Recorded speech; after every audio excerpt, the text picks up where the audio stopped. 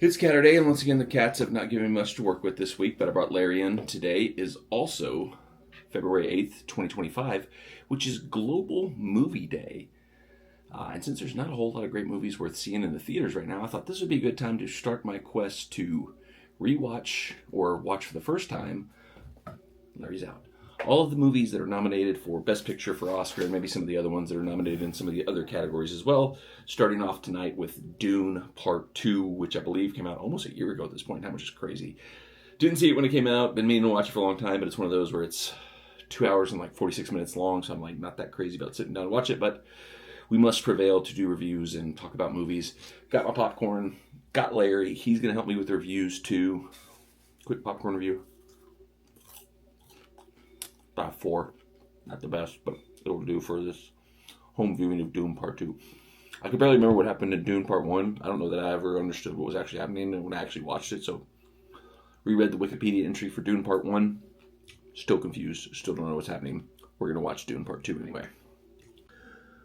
Just finished Dune Part 2. Here is my instant quick review. We lost Larry. He left. He didn't like the movie. He walked out on it for some reason, but I loved it. I thought it was way better than Part 1.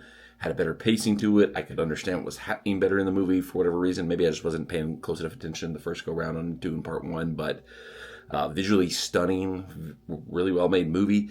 It kind of made me think of like how Christopher Nolan in like the Batman movies, the Dark Knight trilogy.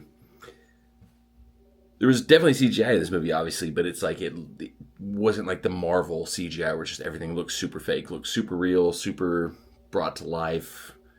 Really good acting, really good performances. I mean, like, there's two I'll criticize right now.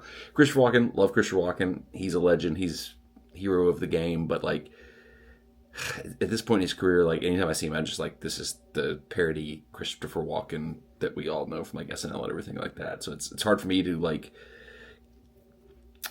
get into the character he was playing in the movie just because I see Christopher Walken. It takes me out of it. Like he's good in Severance though. Shout out Christopher Walken, you're great in Severance. And then Austin Butler.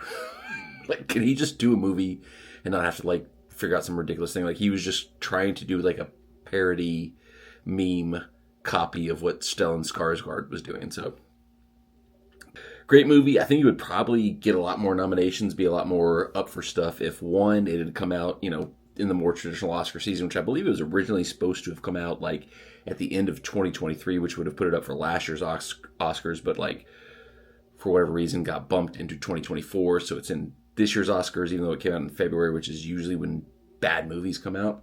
90 out of 100. I got a Letterboxd account. Go find that if you want more scores for more movies. Happy Movie Day.